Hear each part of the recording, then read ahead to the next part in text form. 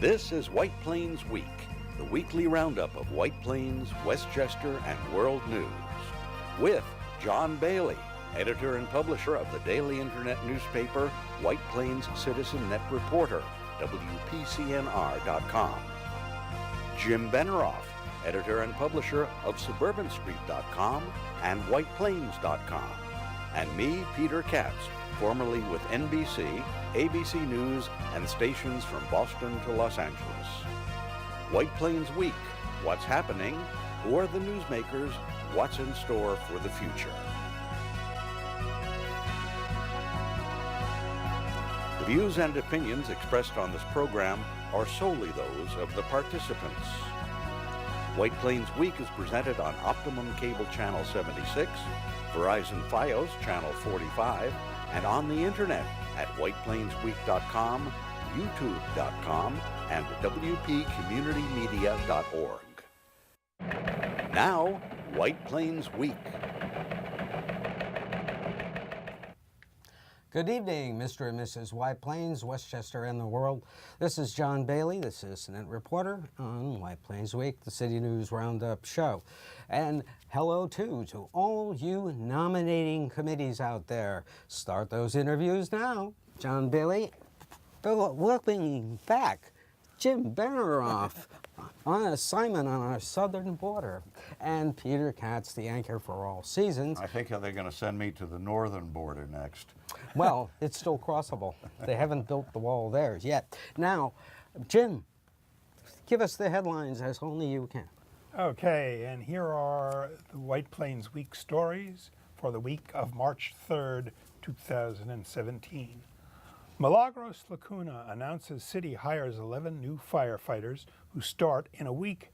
Firefighters say it's not enough manpower. County Executive Robert Astorino holds raucous town hall that jam-packs City Hall, airport leasing, anti-Semitism incidents, gun shows, main topics. Councilwoman Beth Smayda announces she will not run for re-election. 3 Democrats announced they will run for Common Council, and primary incumbents Kirkpatrick and John Martin. Good Counsel, 400-unit apartment and assisted living complex, explores issues neighbors raise at scoping hearing. Peter Katz will deliver his weekly Trump the President report. County Legislature Committee on Infrastructure critical of Astorino ice rink project. $108 for every $14 of skater revenue. Demolition begins for DeKalb and Maple Apartments. The Waldorf Astoria to close for 3 years. Thank you, Jim. And right away, because so much happened this week, it's been a heavy news week since you've been gone, Benerofe comes back and all hell breaks loose. Hey, you can say that again. Now, White Plains Councilwoman Beth Smayda has decided not to run for re-election for a 3rd term. Smayda told John that she joined the council with an eye to putting her finance background to work for the city and is now satisfied that she has done just that.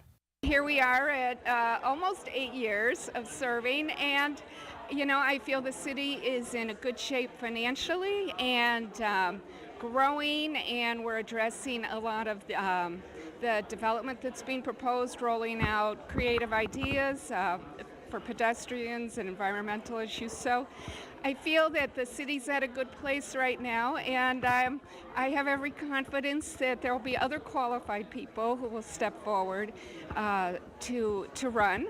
And I don't have any proteges, but you know, as you know, the Democratic City Committee will be interviewing potential candidates, and I have confidence in the City Committee that they will find somebody who will work for all the people in the city, not just a small group of people, and I look forward to that process rolling out in the next few months.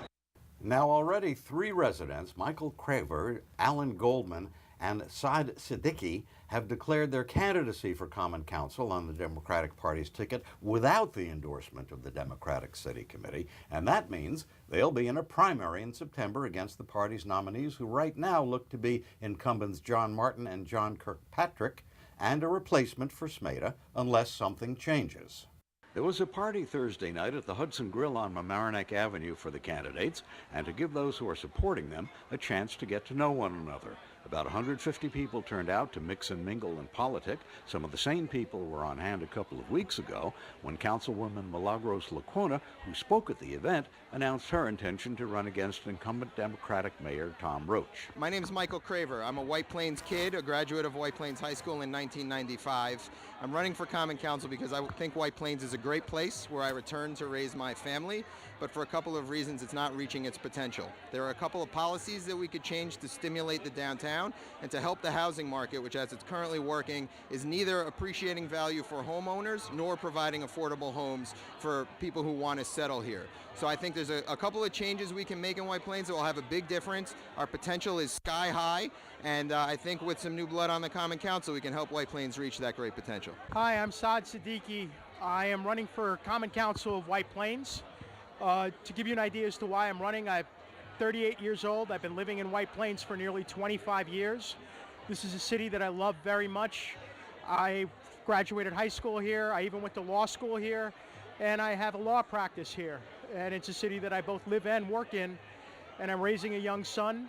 My family lives here, and what I really want to do is contribute back to this community, make it a better city, work to have it head in the right direction, and really ensure that we have a city government that's accountable, responsible, and transparent.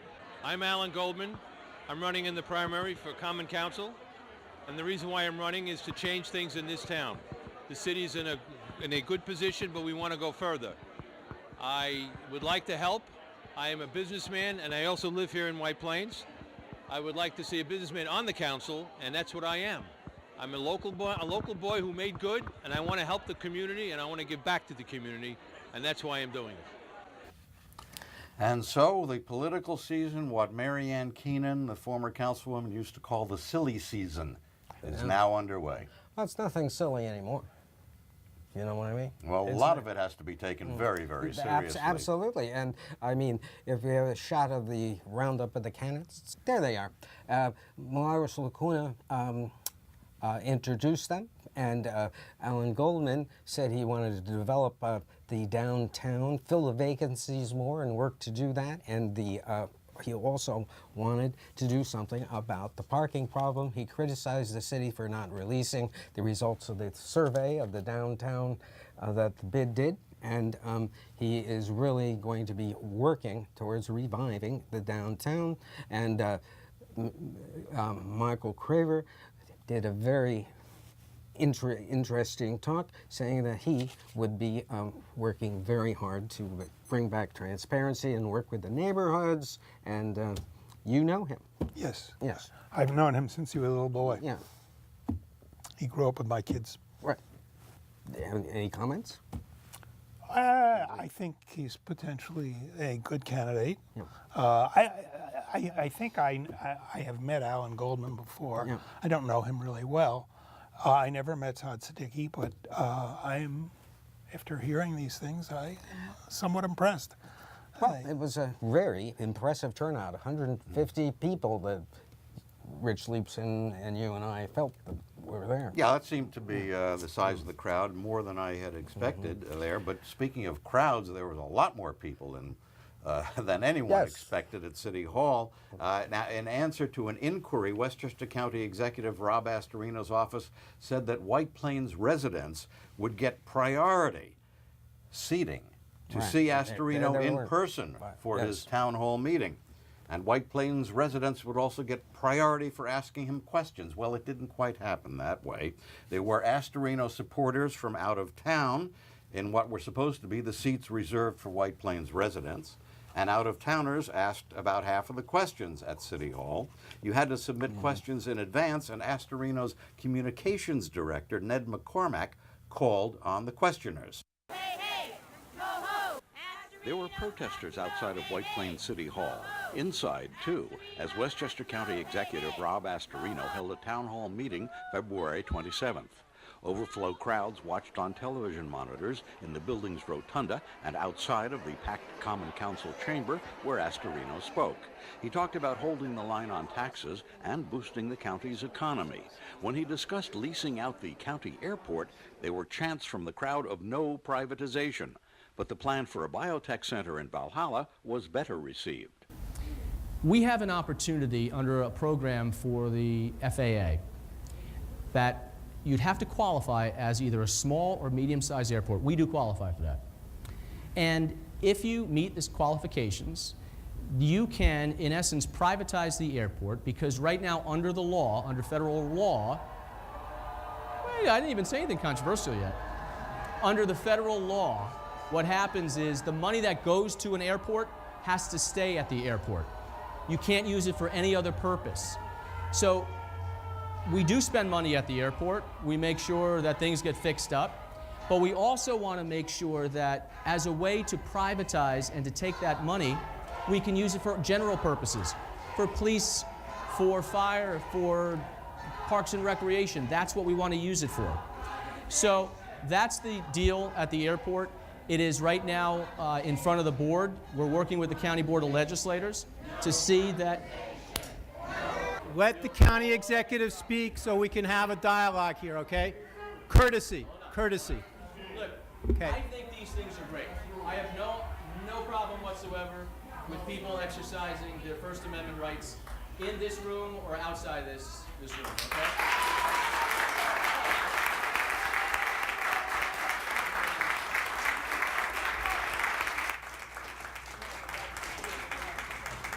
We need to have a conversation. Hold on. We need to have a conversation. And in order to have a conversation, we need to have respect for one another, okay? So let me finish, and then we can answer your questions. But if everyone's going to shout, nobody's going to hear an answer. So the airport right now is being discussed. We're having RFP, requests for proposals, to see who would qualify and what deal we can get for the county.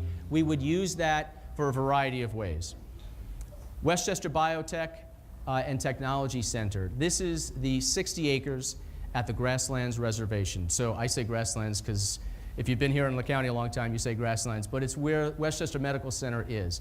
And if you're looking at the hospital, you'd go to the right. And there are 60 acres of undeveloped property, and that is where we propose to develop that property to bring in 12,000 new jobs, good, high-paying jobs, to coordinate with our healthcare system. These would be a biotech village. There'd be some light retail there, a hotel, a children's museum for science. So this is something that would be very complementary to what we're already doing in this county with our healthcare network.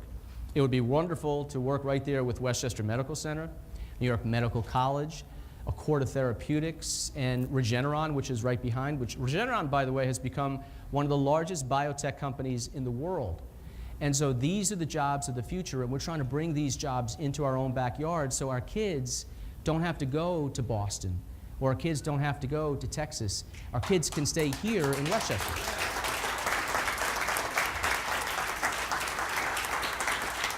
Now, Astorino defended his stance in fighting the federal government over affordable housing, but he said he's in favor of affordable housing, which is not a burden on taxpayers, and that the county will continue to build it. He blasted Governor Cuomo's surprise announcement on closing Indian Point and warned the property will be unusable for at least 60 years after the closing because the spent fuel rods are going to be stored there. He was criticized from the audience for not banning the sale of Nazi books and white supremacist symbols such as Confederate flags at the recent gun show at the county center. He said it was a free speech issue and compared banning things from the gun show with banning books from a library. In response to one question, he sharply differed from President Trump and the Trump administration.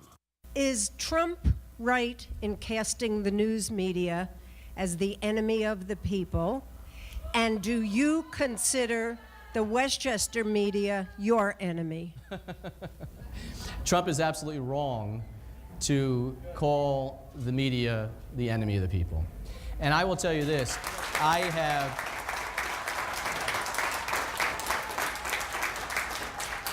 my whole life, my degree at Fordham is in broadcasting, it's in communication and journalism. And so I've spent my whole life being a reporter, being on the air, and facts and ethics and journalism are very, very important to me. Now, the question is, do we have unethical journalists? Do we have a slant one way or the other? Yeah, there's no question. There's no question about that. But is freedom of the press vital to our nation? Absolutely, positively, yes. No question.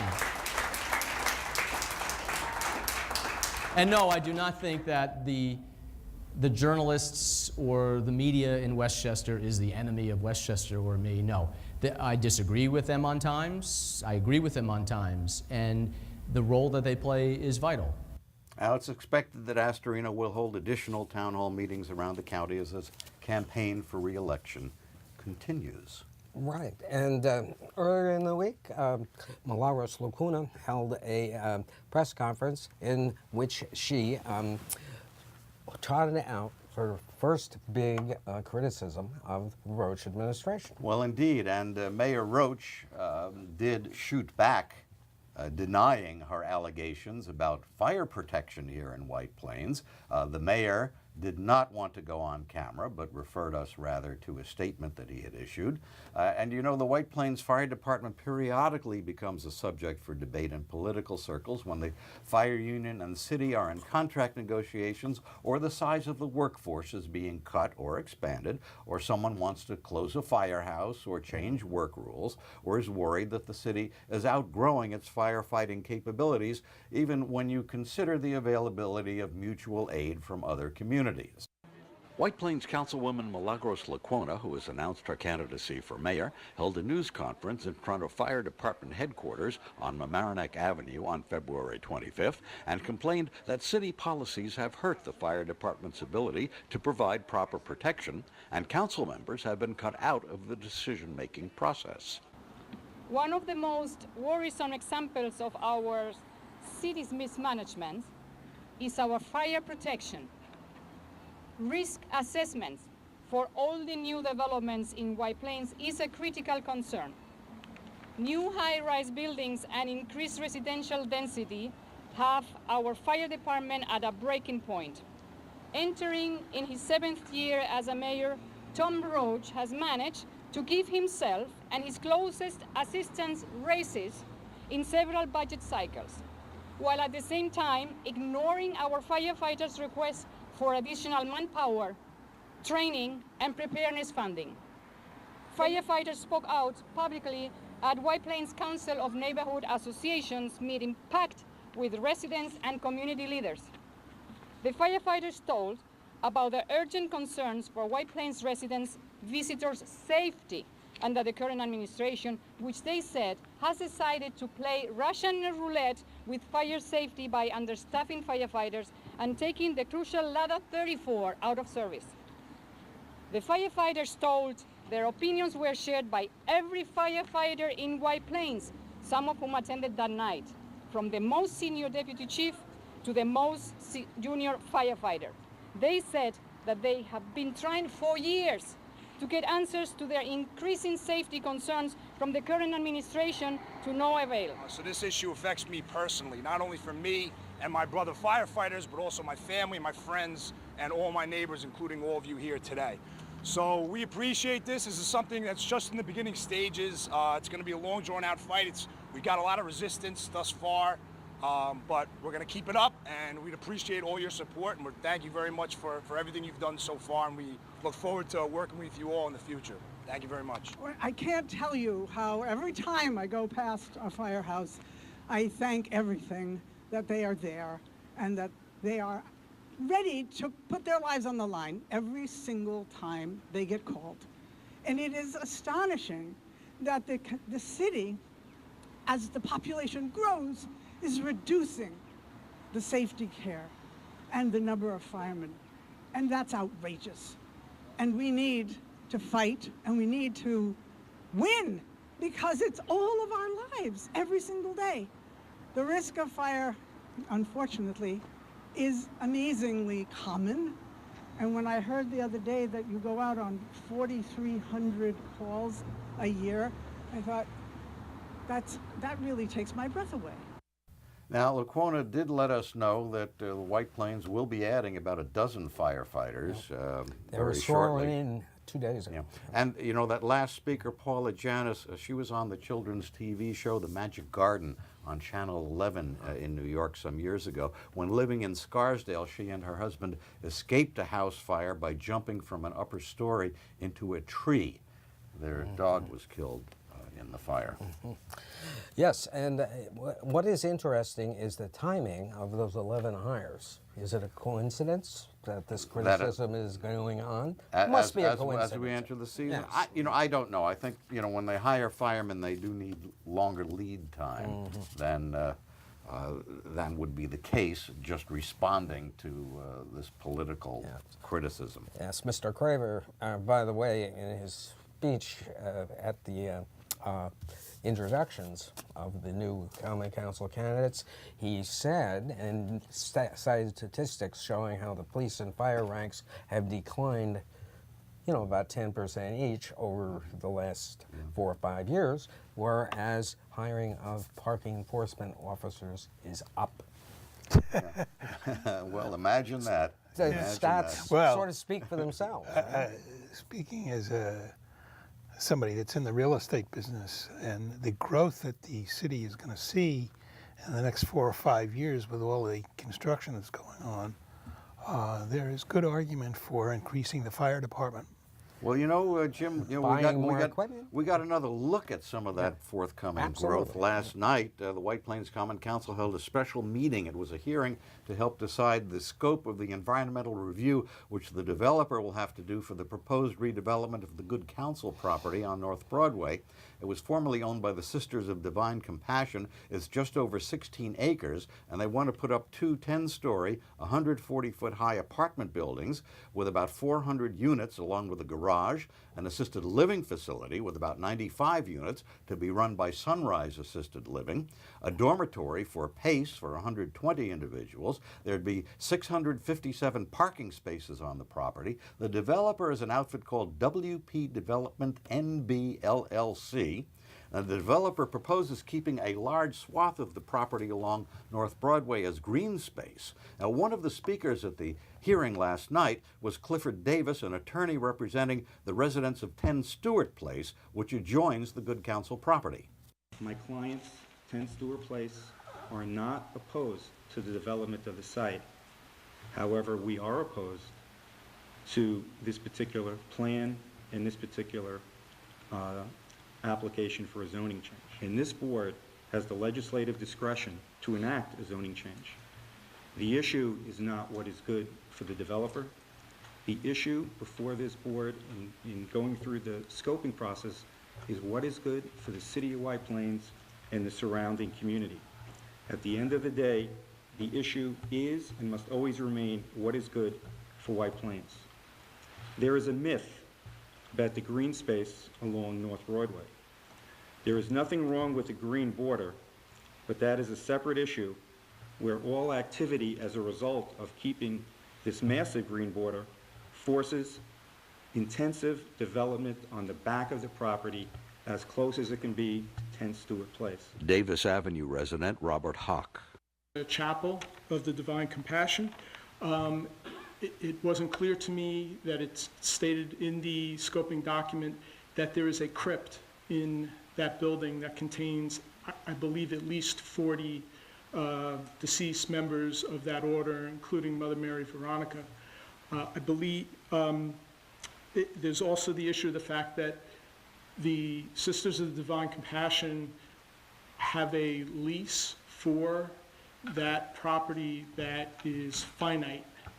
And so I believe that the scoping should seek what the applicant's plan is, long-term plan for those individuals who are, or the remains of those individuals who are buried there.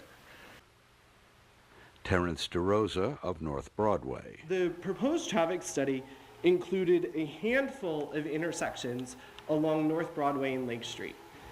Yet, there's going to be building at South Broadway and Maple where the White Plains Pavilion is. There's building going on Bank Street. There's proposals for more residential units across North Broadway at the AT&T building on Hamilton. I don't understand why these projects haven't been taken into account in the traffic study. I also didn't see anything in the scoping about illumination and the lighting impact that this is going to have on the neighboring properties. As a resident whose windows overlook 50 North Broadway, am I going to need blackout curtains in order to sleep at night? And there are going to be more public hearings as this works its way through the process. This is the beginning of what looks like it could be another very long road. Speaking of a long road. Yeah, we've got a long road in Washington. The president. Oh, brother. You know, the big thing in Trump Town right now is that Attorney General Jeff Sessions says he will recuse himself from supervising any investigation of Trump campaign contacts with Russia after the Washington Post reported that while Sessions was working on the Trump campaign, he had contacts with a Russian official, the ambassador in Washington.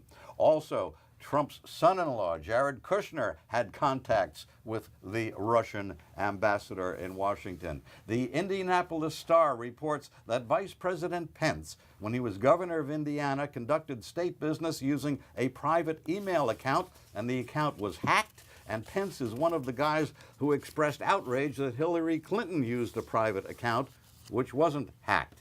Trump made a speech to a joint session of Congress. One of the notable things about it, he repeated several falsehoods he's repeated before. John? Yes, right.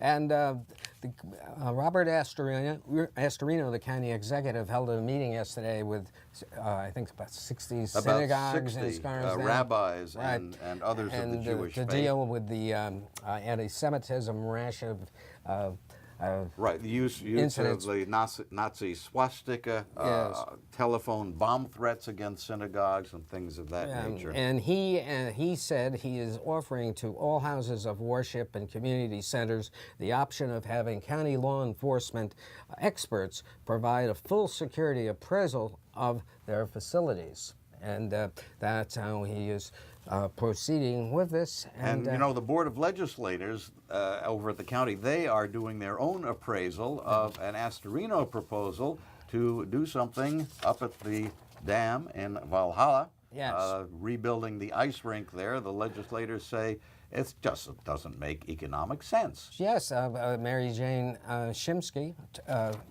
said that it would cost $108 for each $14. $14 they bring in. Yes, yes, and that's looks like another long road beginning there. Slippery road. You're on a slippery slope on AM radio on Tuesdays. Yes, WVOX 740 on Good Morning Westchester. 740 AM is when you heard. Yeah. That's right. 1460 on the AM dial, right? That's right, and we love it. John Bailey, CitizenNet reporter. Welcome back, Jim. Jim Benerofe, welcome back. Good night. And Peter Katz. Good night. Good night. This has been White Plains Week. News and commentary about White Plains, Westchester, and the world. The views and opinions expressed on this program were solely those of the participants. White Plains Week, produced by White Plains CitizenNet reporter, and presented on Optimum Cable Channel 76 and Verizon Fios Channel 45.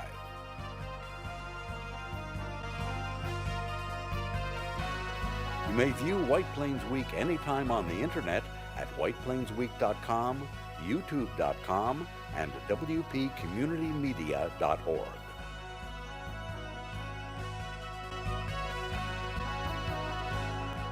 For White Plains Week, this is Peter Katz speaking.